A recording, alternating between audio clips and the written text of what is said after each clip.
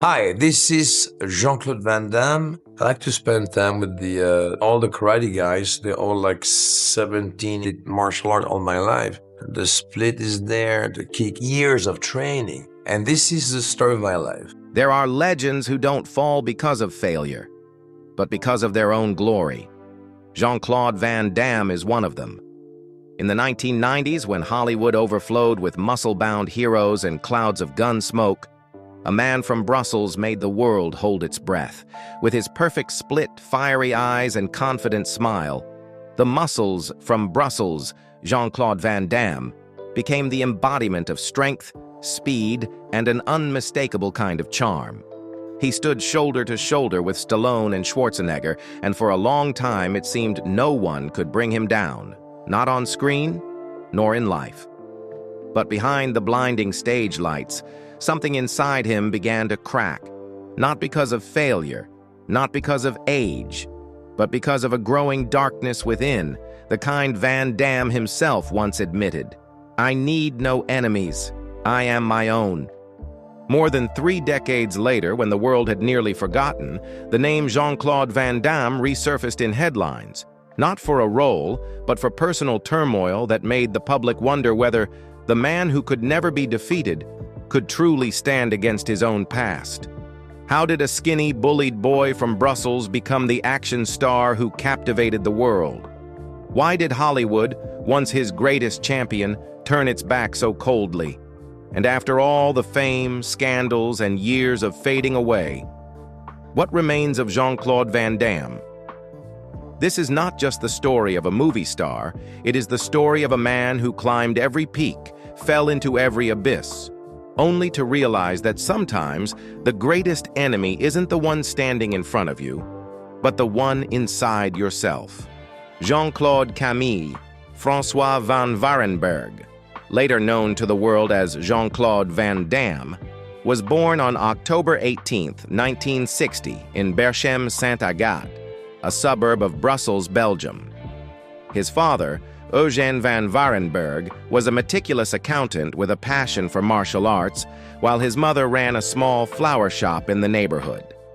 In that house filled with the scent of blossoms and stacks of paperwork, young Jean-Claude grew up between two opposing worlds, one of beauty and gentleness, the other of discipline and the yearning to be strong.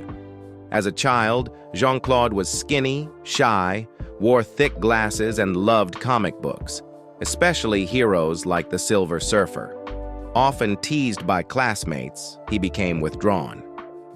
When he turned 10, his father realized the boy needed a place to learn self-defense and inner strength, so he brought him to a local dojo run by martial arts instructor Claude Goetz. Goetz later recalled, "He was fragile, small, wore glasses, but when I looked into his eyes, I knew there was something there, a hunger that refused to be broken." Jean-Claude began training in Shotokan karate, spending hours each day mastering everything from basic punches to meditation techniques for breath control. After 4 years of disciplined training, he was chosen for Belgium's national karate team, becoming one of Goetz's top students. By age 15, Van Damme was competing professionally, racking up 44 victories and only 4 defeats, earning a black belt in karate and 3 European kickboxing titles. With his precision, speed, and technique, he soon earned the nickname the Muscles from Brussels. Yet few knew that beneath that sculpted body was the soul of an artist. At 16, while helping his mother at the flower shop, Jean-Claude met Monette Loza, an older dancer who ran a ballet school nearby. Fascinated by the grace and discipline of her art, he enrolled in ballet classes, a decision that surprised everyone around him. Loza once recalled, "I told him, 'You could be a professional dancer.' He laughed and said, 'I don't want to dance. I want to make a lot of money.'" For 5 years, Van Damme trained rigorously in ballet, developing the perfect side split that would later become his cinematic trademark. Ballet taught him balance, strength, and control, qualities that made him a completely different kind of fighter. At the same time, he continued pursuing kickboxing and bodybuilding, reaching another milestone when he won the Belgian bodybuilding championship, Mr. Belgium, at age 18. The boy who had once been bullied had now become a symbol of discipline and determination. He opened a small gym in Brussels, teaching martial arts to local youth, and hung on the wall a picture of his idol, Chuck Norris, the man he considered the ideal model, a fighter who knows how to step through the screen. When Jean-Claude Van Damme won the Mr. Belgium title in 1978, he knew he couldn't stay in Brussels forever. "If I stay," he once said, "I'll just end up teaching karate in a small gym. But if I leave, maybe I'll become somebody." In 1979, at 19, he left Europe for the first time and went to Hong Kong, chasing a dream of joining the booming martial arts film industry after Bruce Lee's legacy. But Asia's Hollywood didn't open its doors to him. No one cared about a Belgian kid who spoke hesitant English, and the trip ended in disappointment. 2 years later, he sold his gym, broke up with his girlfriend, took his entire savings, $2,000, and flew to Los Angeles.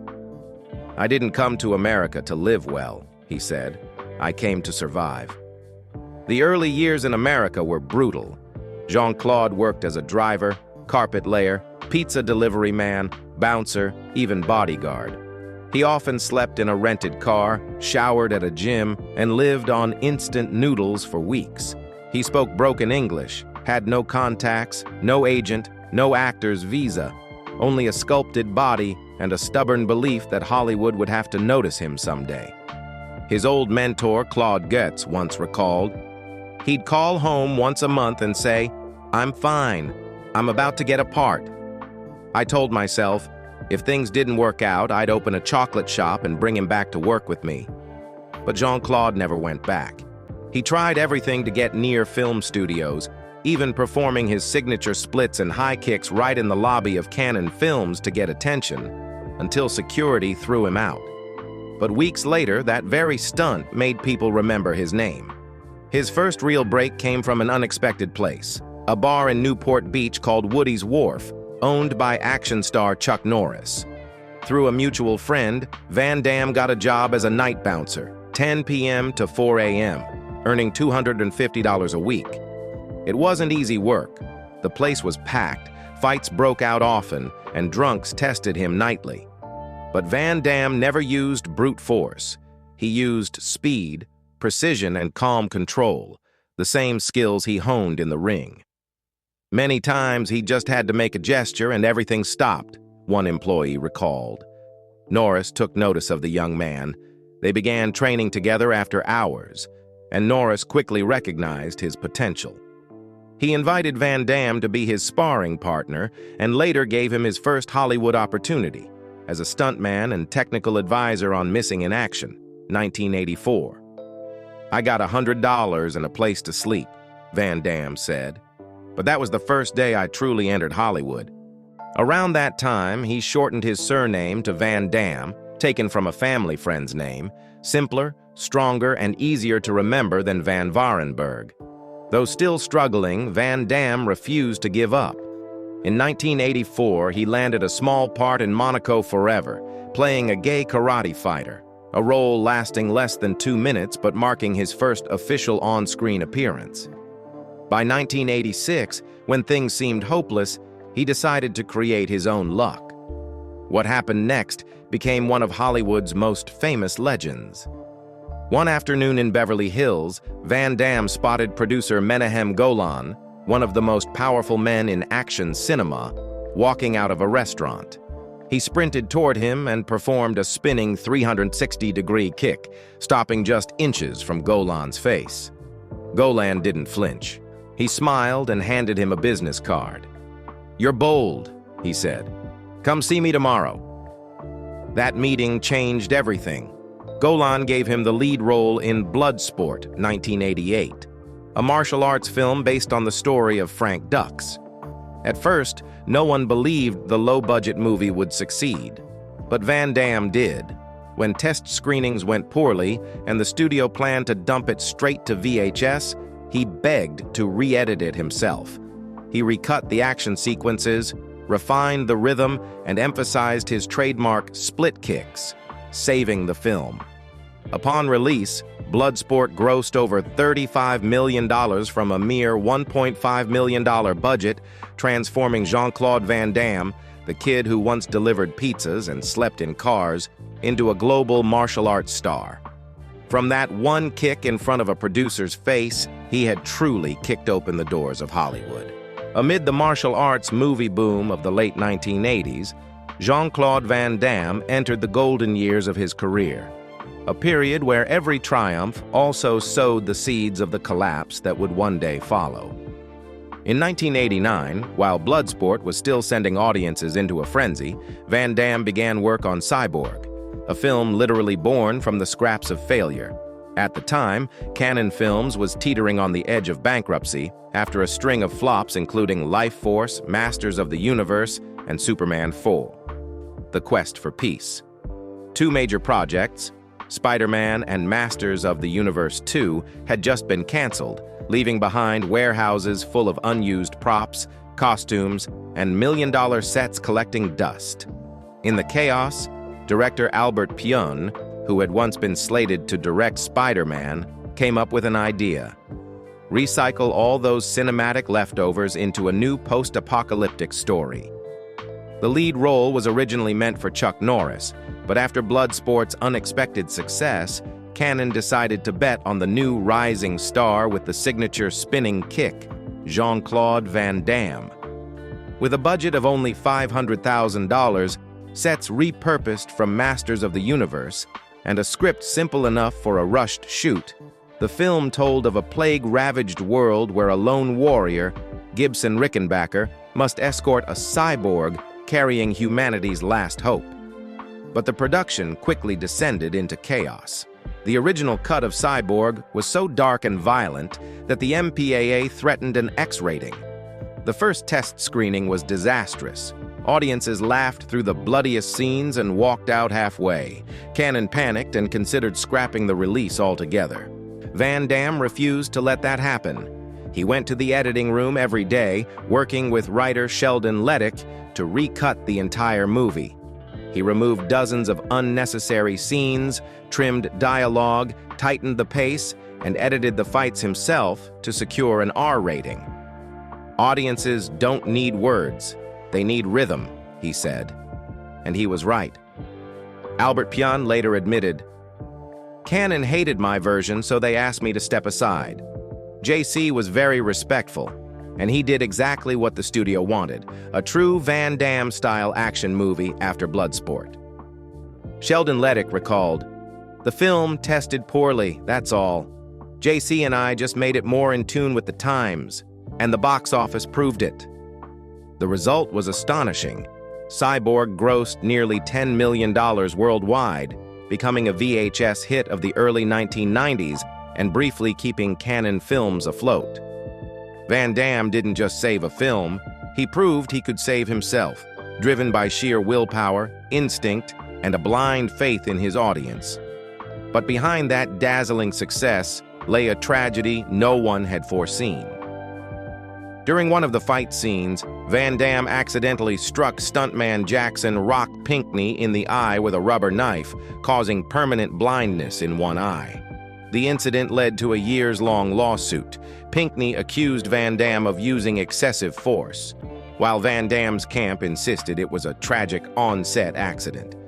The court ultimately ruled against him, ordering a $487,000 compensation. The accident didn't stop him, but it became a silent scar on his career, the hidden cost of the authenticity Van Damme always pursued. He wanted every action to feel real, every blow to land, every emotion to hit the skin, and sometimes that meant real blood was spilled. Just months after Cyborg, Jean-Claude Van Damme returned to the ring, but this time, he wasn't just fighting. He was redefining what martial arts cinema could be in the 1980s. Kickboxer was the explosion that launched him into global superstardom. With a modest budget of only $2.7 million, the film grossed over $50 million worldwide, a profit ratio that left Hollywood stunned. But beyond the numbers, it was the movie that transformed Van Damme from a rising hopeful into a full-fledged international icon of martial arts cinema. He played Kurt Sloan, a gentle younger brother seeking vengeance after his sibling is paralyzed in a brutal fight in Thailand. The story was simple, but Van Damme turned it into a symphony of tragedy, movement, and combat. He didn't just fight, he performed. Every kick, every stance, every glance carried rhythm and feeling. The drunken dance fight scene in the bar, where he sways his hips to Thai music before taking down a gang of thugs, became one of the most iconic moments in 1980s action cinema. Funny, sensual, and wildly free-spirited, it showed audiences that Jean-Claude Van Damme wasn't just a muscular machine, he was an artist who used his body as a language of emotion. Few know that many of the film's fight scenes were choreographed by Van Damme himself. He insisted on shooting them in full takes without cuts, so that every kick could touch the air. Director Marc Dessalles later recalled, "Jean-Claude walked onto the set like he was born for it. Every kick, every camera angle, he knew exactly how to make people hold their breath." And indeed, the world did hold its breath. The image of the blonde fighter with fire in his eyes, his body chiseled like marble, performing that legendary mid-air split between two walls bathed in white light, that wasn't just a scene. It was the birth of a legend. After Kickboxer, Jean-Claude Van Damme was no longer just a name. He was the muscles from Brussels. In Paris, Tokyo, Rio, and New York, people no longer spoke only of Bruce Lee or Stallone. A new name had joined the pantheon, the man who turned martial arts into a form of performance art, and himself into a symbol of the belief that discipline and passion can create miracles. Van Damme was determined not to be just another fighting machine. Co-writing the script with Sheldon Lettich, he told a different story, that of a deserter risking his life in underground street fights to support his orphaned niece. It was a redemption tale, infused with rare humanity, for an action film at the close of the 1980s. And Lionheart also gave the world one of Van Damme's most unintentionally classic moments. In one scene, the character Lion Gaultier steps out of the shower in a small apartment, wrapped in nothing but a white towel. He's just cleaned up after a blood-soaked fight, ready to talk to the woman who has sheltered him. As he moves, the towel, accidentally, or perhaps not, slips. The camera lingers just long enough for the audience to notice. It was a fleeting moment, half innocent, half sensual, that made theaters erupt in laughter while leaving female audiences around the world holding their breath. That mix of sincerity, vulnerability, and raw charisma turned Van Damme into a pop culture phenomenon. With over $24 million in box office earnings, Lionheart solidified his status as one of the few actors who could carry a film on name alone, and as fate would have it, with the help of one unforgettable towel. If Cyborg was the beginning, then Timecop was the summit. The film that transformed Jean-Claude Van Damme from an action star into a full-fledged global phenomenon. With a budget of $27 million, Timecop grossed over $100 million worldwide, debuting at #1 at the North American box office and becoming Universal's highest-grossing film of 1994. In an era when Stallone and Schwarzenegger still ruled the box office, Van Damme officially joined their ranks, not just through muscle, but through the emotional weight of a hero who could feel pain and loss. Based on the Dark Horse comics series, the film follows time-traveling cop Max Walker, who tries to stop criminals from altering the past while attempting to save his murdered wife. Beneath its sci-fi action shell lay a rare emotional core, the torment of a man trapped between past and present, between glory and oblivion. Van Damme didn't just fight. He acted. He allowed audiences to see the loneliness of a hero when time itself ceases to be an ally. Variety praised him as the first man of action with a heart, while the New York Times called him the meeting point between Terminator and Casablanca.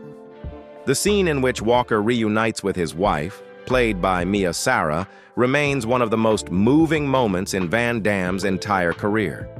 Director Peter Hyams revealed he only shot it once because Van Damme wasn't acting, he was in pain.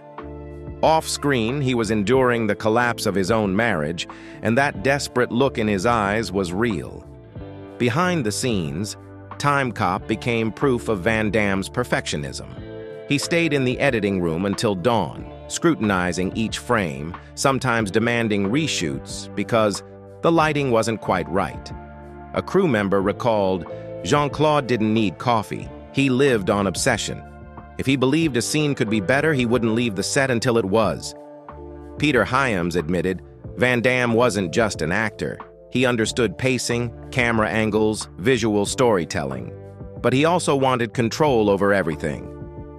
The film's most famous moment, the split between two metal surfaces to dodge an electric shock, was Van Damme's own idea.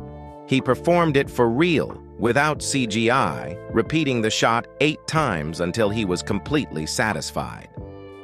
That instant later became an enduring image, referenced hundreds of times in videos, ads, and memes, a lasting imprint on pop culture. When Timecop crossed the $100 million mark, the press hailed Van Damme as the natural heir to Stallone and Schwarzenegger. Yet those close to him saw something shifting.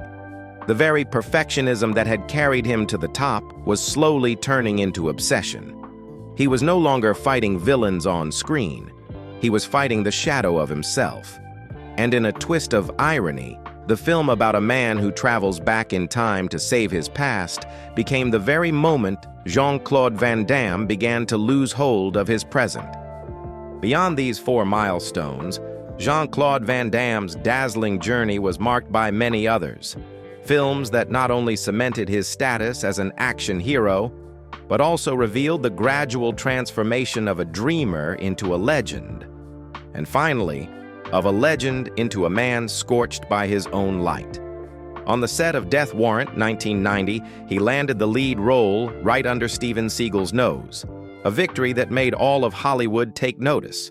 Then came Double Impact, 1991, a project Van Damme co-wrote himself, playing dual roles as twin brothers, one cold and calculating, the other reckless and free, as if he were toying with the illusion of his own fame. The film was a major hit, grossing $70 million, and Hollywood began calling him the man who could carry a box office with just his name. In the years that followed, he reached the height of his power with Universal Soldier, 1992, the iconic showdown with Dolph Lundgren that brought in $95 million and placed Van Damme firmly alongside Schwarzenegger and Stallone. Hollywood began to see him as the natural heir to the muscle-bound era. Then came Hard Target, 1993, when Van Damme boldly invited Hong Kong director John Woo to helm his first American feature, opening the door for Asian action cinema to flood into Hollywood. The film was a resounding success, and critics hailed Van Damme as the bridge between 2 worlds of action. But within that brilliance, the first cracks began to show. He started arriving late to set, demanding rewrites, intervening in post-production. Everything had to match the rhythm he felt inside. Street Fighter, 1994, marked the breaking point. An $8 million paycheck, chaotic filming schedules, endless parties, and growing substance abuse that pulled him further from himself. The film flopped, and for the first time, Hollywood no longer stood behind its once invincible hero. By the time Sudden Death 1995 arrived, Van Damme was still giving it everything. Every kick remained sharp, his physique flawless, his trademark splits still drew gasps. But unlike before, the theaters no longer erupted in cheers, and the audience no longer held their breath. Even with a $64 million gross, it was clear his magic had peaked. In that quiet moment under the dimming lights, Van Damme realized the harsh truth every legend must face, that when the light has burned too brightly for too long, it eventually begins to fade. An era had ended, and Jean-Claude Van Damme, the man who once defined strength itself, now had to learn how to stand tall again, when even the light began to turn away. On screen, Jean-Claude Van Damme was the hero who could never fall. In real life, he was a man who fell over and over again, especially in love. 5 marriages, 5 attempts to find peace, each ending the same way, in conflict, betrayal, and loneliness. His first marriage, to Maria Rodriguez of Venezuela in 1980, came during the days when he was still a young fighter dreaming of Hollywood. They divorced 4 years later, just as that dream began to take shape. His second, to Cynthia Derderian, was so brief it barely left a memory. It wasn't until 1987 that Van Damme thought he had finally found his true family. With Gladys Portugues, a beautiful, disciplined bodybuilder who matched his iron-willed spirit. They were the perfect image of strength and passion, both in the gym and in life. Together they had 2 children, Chris and Bianca, born amid the glare of victory and the chaos of world tours. But like every legend who touches the peak, Van Damme couldn't balance glory and happiness. As his filming schedule grew relentless, rumors of infidelity and the pressure of fame began to erode their bond. In 1992, they divorced, a split that saddened Hollywood, because many believed Gladys was the only woman who could truly tame the man too free to be tied down. Soon after, Van Damme entered into a storm he couldn't control. His marriage to Darcy Lapierre, the woman once called the shadow behind his previous relationship. From the start, their affair was tabloid fuel. Darcy, a model and actress, left her millionaire husband to be with Van Damme, believing she had found a passionate yet strong protector. But that same intensity quickly turned to chaos.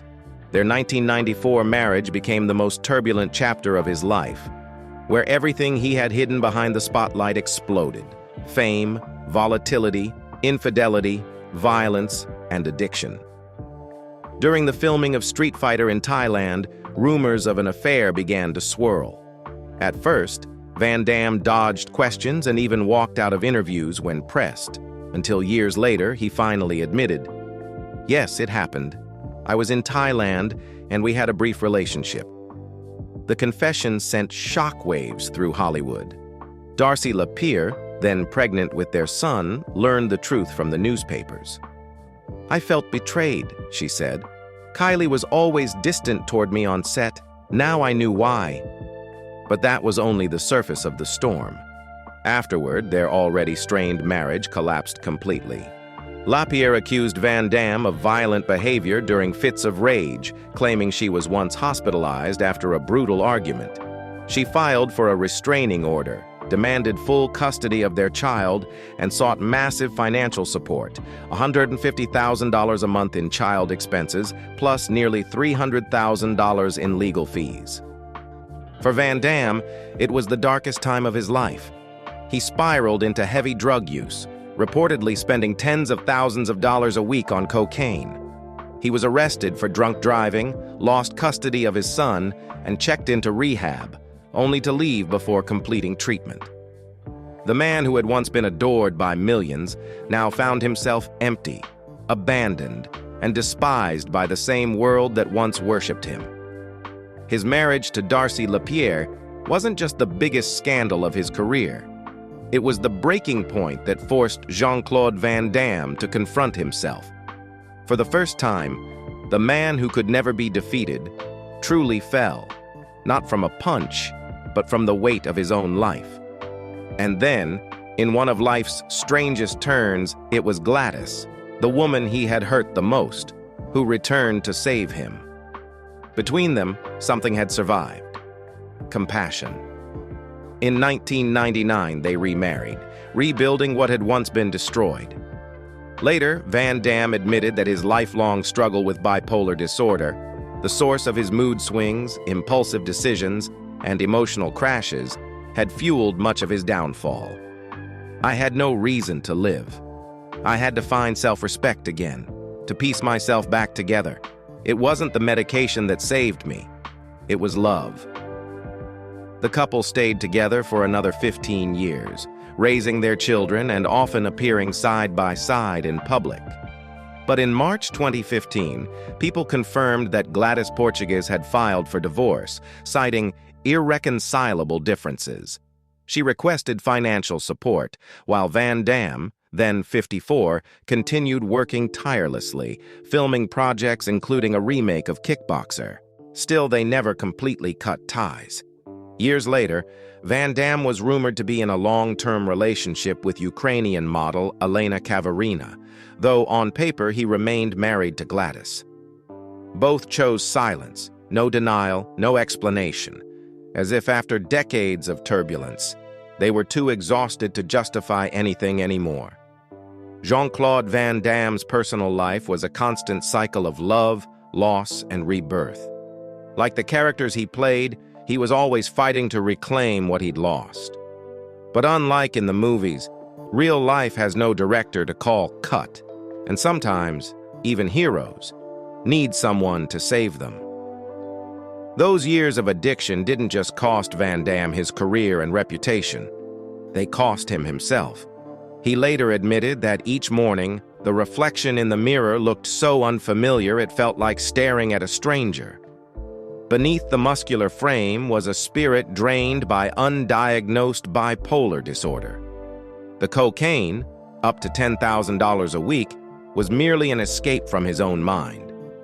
After being arrested for driving under the influence, Van Damme finally realized he was no longer the invincible hero the world once cheered for.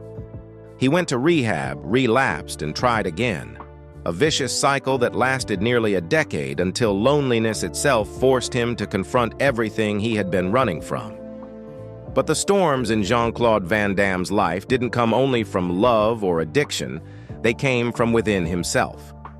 His perfectionism, ego, and reckless lifestyle caused friction with nearly everyone who worked beside him. In Hollywood, a world where every ego cuts like a blade, Van Damme was too direct, too unpredictable, and too obsessed with control. He wanted every scene to follow the rhythm he felt inside, demanded to be treated as the #1 star, yet lived as if there were no tomorrow. Parties, drugs, and endless, sleepless nights. The line between a perfectionist and an egomaniac blurred day by day, and from there the conflicts began to spread.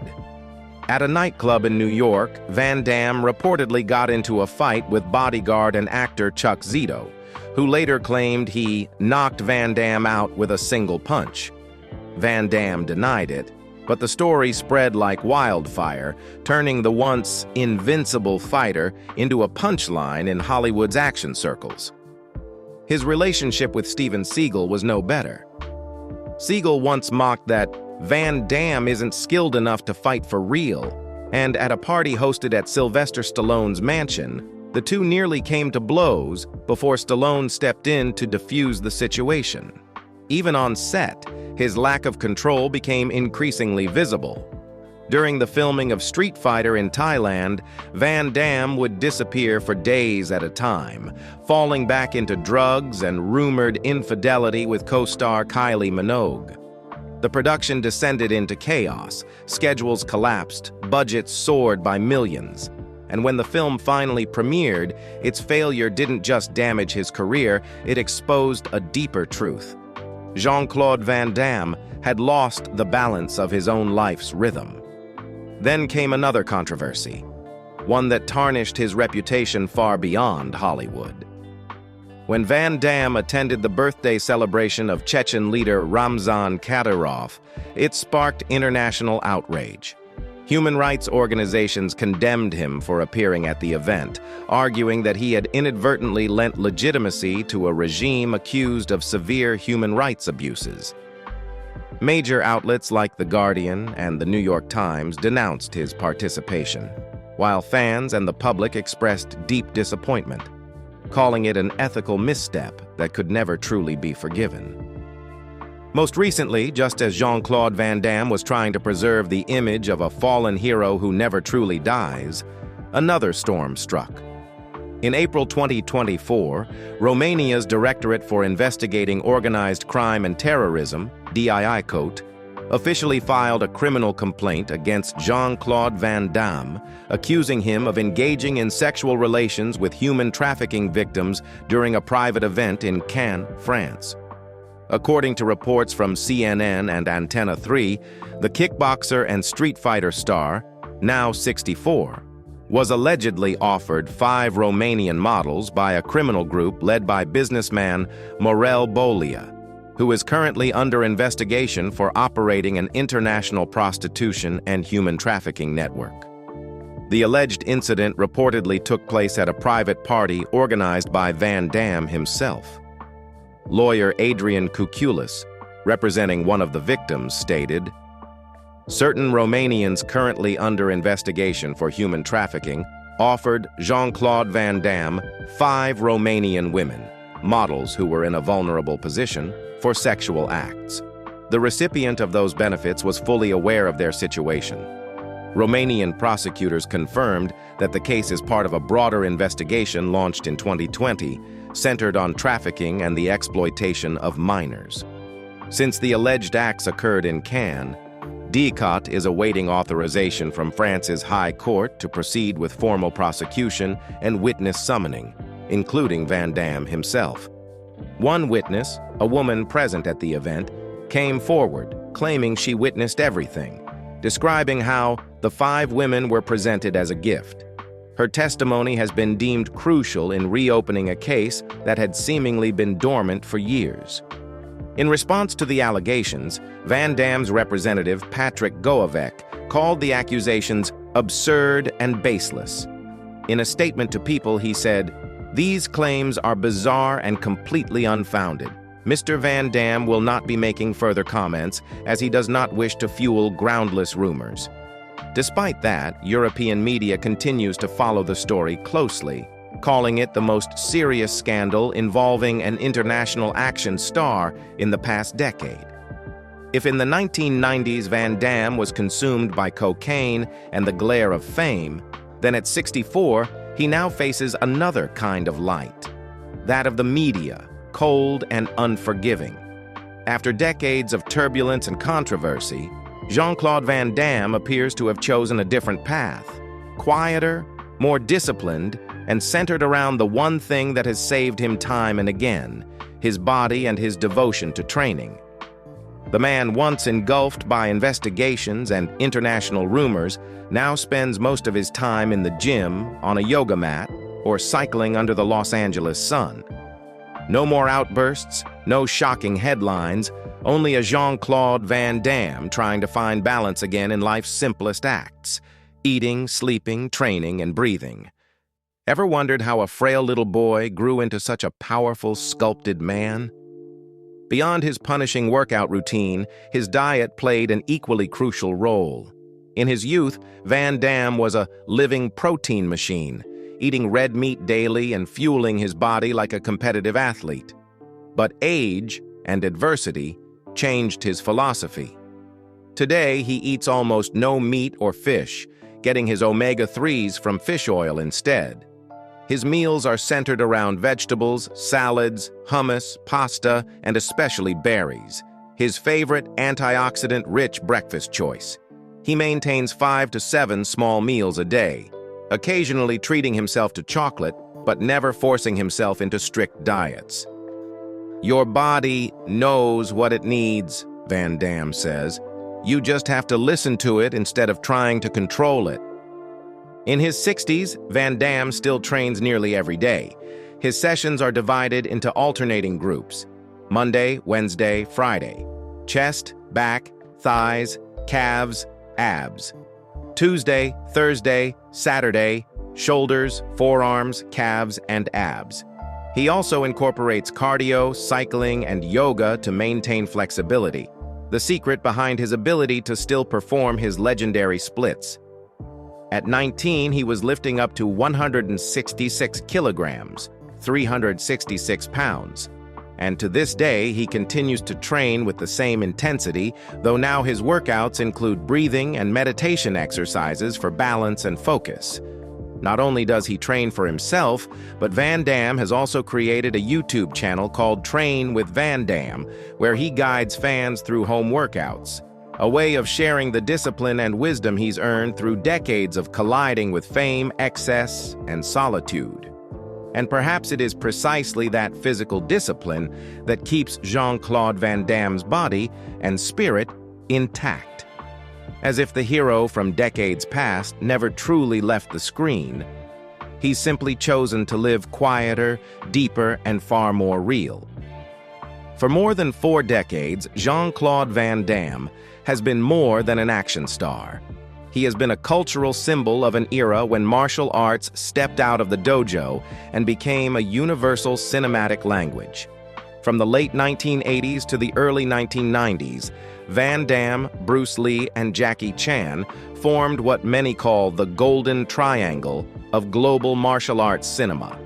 He didn't possess Lee's raw power, nor Chan's comedic charm, but he had something uniquely his own: the aesthetic of violence. His perfect splits, roundhouse kicks, and fluid movements, influenced by ballet, transformed him into the embodiment of a new cinematic form, where muscle and emotion seemed to dance together on screen. More than a performer, Van Damme choreographed, directed, and even edited his own fight sequences, something rare in Hollywood at the time. Films like Kickboxer, Bloodsport, and Double Impact carried his unmistakable signature: brutal yet rhythmic, violent yet poetic. That spirit paved the way for a new generation, from Jason Statham and Scott Adkins to Tony Jaa, all of whom grew up in the era when Van Damme meant the standard of discipline and instinct. Though he never achieved the dramatic depth of actors like De Niro or Tom Cruise, Van Damme has been celebrated by the public as a symbol of perseverance. The Belgian kid with broken English who once slept in his car and rose to global stardom on sheer effort and self-belief. In 2008, he stripped away his myth in JCVD, a film where he played himself, a fallen hero confronting his own failures. Time magazine praised it as an Oscar-worthy performance because for the first time, audiences saw the man behind the muscles, fragile, honest, and full of regret. His influence reached far beyond cinema. The character Guile in Street Fighter was directly inspired by him. His iconic splits became one of the internet's most enduring memes, and his 2013 Volvo Trucks commercial, where he performed the splits between 2 moving trucks, garnered over 100 million views, hailed as one of the most spectacular comebacks ever by an action star. Jean-Claude Van Damme may no longer dominate the box office, but the image of his legs stretched mid-air, his face carved in focus, and his eyes defying the world, remains an eternal symbol of a time when human willpower seemed stronger than any limit. In his 60s, Jean-Claude Van Damme continues to astonish with his solid physique and remarkable agility. He lives simply, dividing his time between Los Angeles and Brussels, the 2 cities that witnessed his journey from a boy with martial dreams to a silver screen legend. No longer a box office powerhouse, Van Damme has chosen a slower, more grounded life, starring in modest-budget action films, teaching martial arts, hosting podcasts, and organizing fan events around the world. He once said, "I used to use my body to fight the world. Now I use silence to understand myself." Indeed, Van Damme still maintains a strict regimen of yoga, cycling, meditation, and a flexible vegetarian diet. Each morning, he wakes early to breathe, stretch, and begin the day with familiar physical routines. On social media, he remains a steady presence, radiating calm energy and a simple philosophy: "I lost everything once and learned to love myself in silence." Though he's no longer headlining blockbusters, Van Damme continues to appear in smaller projects, lending his voice to Kung Fu Panda and Minions, The Rise of Gru, and most recently starring in The Gardener, 2025.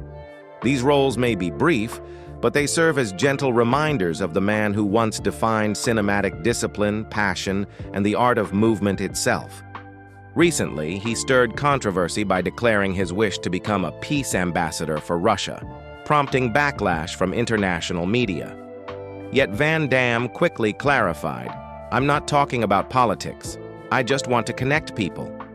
His calm, measured response, neither defensive nor confrontational, revealed a different Van Damme. One less impulsive, more reflective.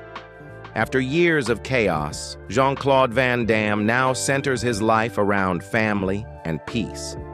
His two children, Chris and Bianca, have both followed creative paths in the entertainment industry, while Gladys Portuguese remains a lifelong companion, their bond now defined more by affection than obligation. He devotes time to small acts of charity, supporting young martial artists and animal welfare causes. Healthy in body and serene in mind, Van Damme is no longer the muscles from Brussels of the past, but a man who has walked through every extreme to find something profoundly simple: peace within himself.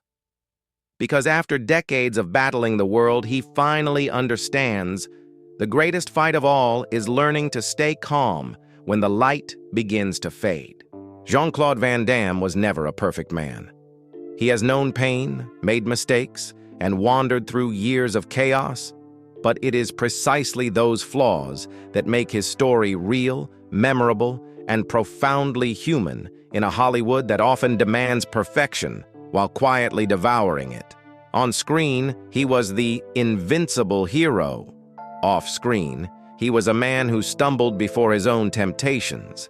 Yet what deserves respect is not how many times he fell, but how many times he chose to rise, to keep living, to keep training, to keep believing in the power of passion. In a world built on illusions of flawlessness, Van Damme reminds us that even legends are human. And it is that imperfection, not the kicks, not the muscles, that makes them relatable, real, and far more inspiring than any fight scene ever could. From the frail boy who learned martial arts to defend himself, to the man who kicked through every limit, from the peaks of fame to the depths of solitude, Jean-Claude Van Damme has shown that true strength isn't about landing the perfect strike, but about facing yourself when all the lights have gone out. What do you think? Does Jean-Claude Van Damme deserve a second act on the big screen? Or should he be remembered as a legend who has already fulfilled his destiny? Share your thoughts in the comments below and don't forget to subscribe as we continue our journey through the light and shadows behind Hollywood's greatest legends.